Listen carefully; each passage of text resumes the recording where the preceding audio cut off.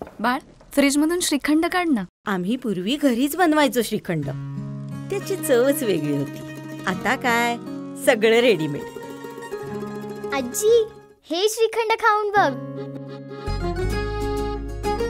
आज तुझ्या आईनं घरीच बनवलं की काय? हे आहे गोकुळचं श्रीखंड. अगदी जिभेवर रेंगाळणार. जिभेवरच नाही तर मनावरही रेंगाळणार. गोकुळ श्रीखंड, मनावर रेंगाळणार. 10 दिवसांपासून सुरू असणारं हिंदू जनसंघर्ष समितीचं आमरण उपोषण तात्पुरतं स्थगित.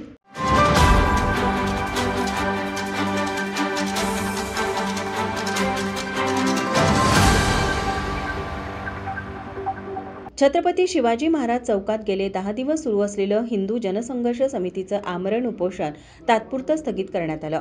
या आंदोलनादरम्यान समितीच्या शिष्टमंडळाने राज्य सरकारसोबत सकारात्मक आणि सविस्तर चर्चा केली. हिंदू सुरक्षा व कल्याण समिती ही शासकीय समिती स्थापन करण्याची प्रमुख मागणी शासनाकडे मांडण्यात आली, ज्यावर सरकारने सकारात्मक भूमिका घेत लवकरच निर्णय जाहीर केला जाईल असं आश्वासन दिलं. उपमुख्यमंत्री एकनाथ शिंदे यांनी शिष्टमंडळाशी प्रत्यक्ष भेट घेऊन चर्चा केली.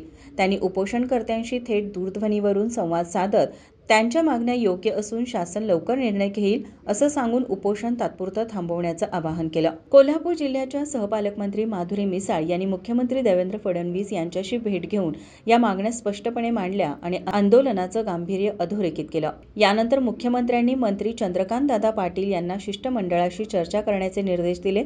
त्यानुसार पाटील यांनी सकारात्मक संवाद साधत पुढील कार्यवाहीबाबत आश्वासन दिलं. स्थानिक आमदार राजेश क्षीरसागर यांनी राज्य सरकार दरबारी सातत्याने पाठपुरावा करत समन्वय साधण्यात महत्त्वपूर्ण भूमिका बजावली. त्यांच्या प्रयत्नामुळे चर्चेला गती मिळाली.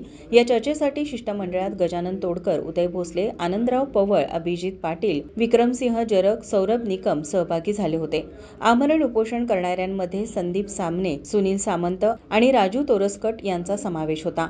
सरकारने दिलेली आश्वासनं जर वेळेत पूर्ण केली नाहीत तर संपूर्ण हिंदू समाजाच्या वतीने व्यापक आंदोलन पुन्हा उभारण्यात येईल असा इशाराही समितीकडून देण्यात आला आहे. माझा महाराष्ट्र न्यूज, कोल्हापूर.